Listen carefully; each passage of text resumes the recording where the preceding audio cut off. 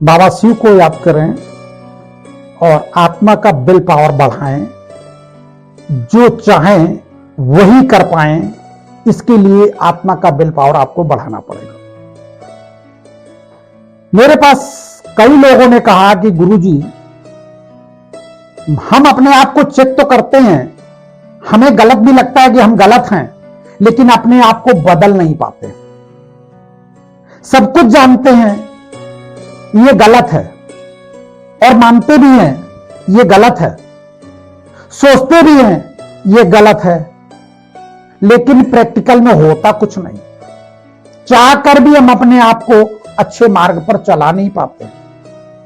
हम युक्ति तो बहुत चलाते हैं, परंतु सांसारिक व्यवहारों से मुक्ति नहीं मिल पाती। परमपिता परमात्मा बाबा से बार बार कहता है, बच्चे एक ही भूल तुम लोग करते हो। कौन सी भूल करते हो? नॉलेज रूपी यानी समझ रूपी डोज तो लेते हो, समझते तो हो ये गलत है ये सही है, लेकिन परहेज नहीं करते हो, गलत कर बैठते हो। दवाई कितनी भी अच्छी हो और समय पर दवा लेते हो, लेकिन एक बार भी परहेज वाली कोई भी चीज स्वीकार कर ली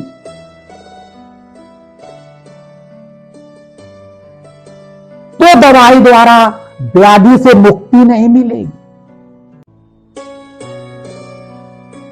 समझते हो, जानते हो कुकर्म है, गलत है, सब कुछ है, और इसके बावजूद भी, सब कुछ जानने मानने सोचने के बावजूद भी परहेज भी करते हो।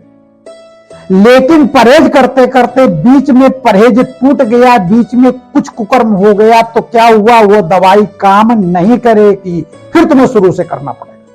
बाबा कहता है आप बच्चे ये गलतियां करते हो।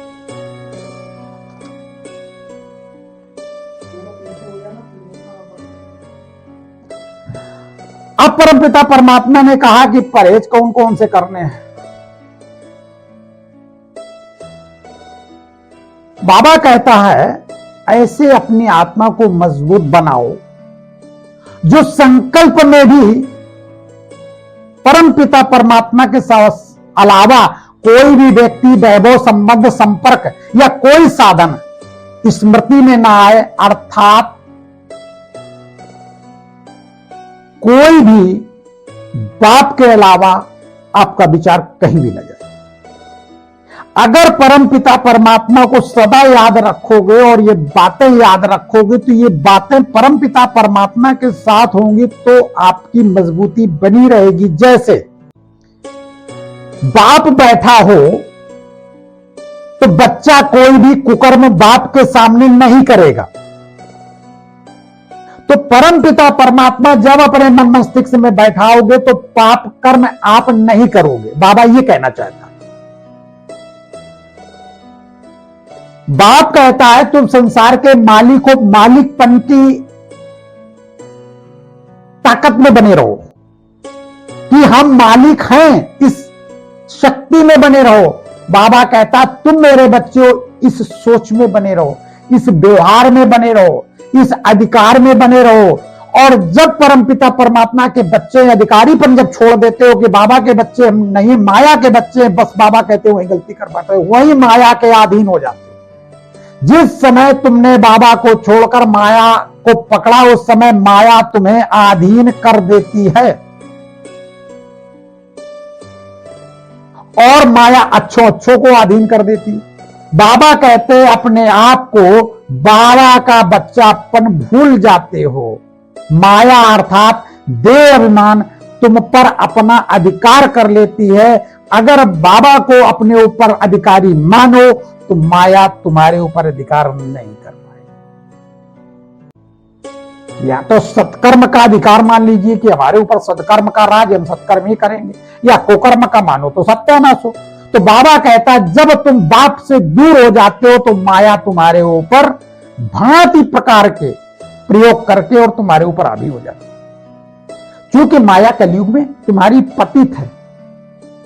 तो माया जब आत्मा जब पतित होगी तो मैग्नेटिक पावर जो होगा वो नेगेटिव होगा, तो नेगेटिव बातों यानी माया की बातों को एक्सेप्ट करने की ताकत जल्दी हो ज्यादा होगी। बाबा ने कहा जब आप गृहस्थी में हो, मान लीजिए,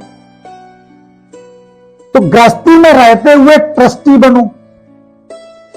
गृहस्थी में रहते हुए ट्रस्टी कैसे बने? रामचंद्र जी गृहस्थी में होते हुए भी आदेश आया कि आपका वनवास, उन्होंने छोड़ के चले गए बिना किसी कष्ट और दुख के, सबके पैर छूकर। तो बाबा कहते गृहस्थी में रहो लेकिन ट्रस्टी के समान रहो। जब गृहस्थीपन में आ जाते हो तो अनेक प्रकार के मेरेपन की तुम्हारे बातें आ जाती, ये मेरा, ये मेरा, ये मेरा, वो मेरा। तो गृहस्थीपन के भाव में न रहकर ट्रस्टीपन के भाव में रहो। बाबा कहता है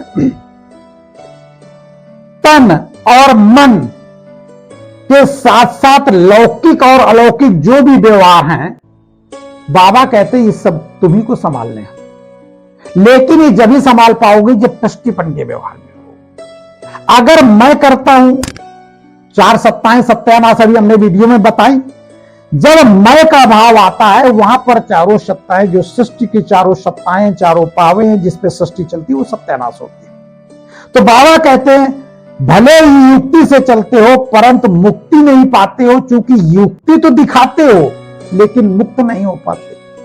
युक्ति तो दिखाते हो, शुगर है, शक्कर नहीं खाने, मीठे फल नहीं खाने, कहते तो हो लेकिन टाइम बाय टाइम खा ही लेते हो। तो बाबा कहते हैं युक्ति तो दिखाते हो लेकिन मुक्ति नहीं कर पाते हो, परहेज नहीं कर पाते हो। बाबा कहते हैं परहेज ही सर्व प्राप्तियों का अनुभव है। परहेज ही सर्व प्राप्तियों का अनुभव है।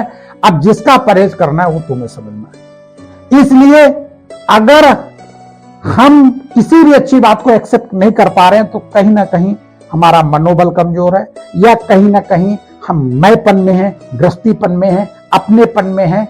ये सब व्यवस्था रहेगी तो आप कभी भी इस सांसारिक भवसागर, कहा गया है भवसागर से पार नहीं हो पाओगे। बाबा जाने, बाबा का काम जाने, और वर्तमान जियो, भविष्य और भूत भूल जाइए। अपने पापों को सिद्ध भस्म करने का मौका है। ये अंतिम चुनाव है और मस्ती से अपनी लाइफ का चुनाव करिए। बाबा शिव को याद करिए और सदा आनंद।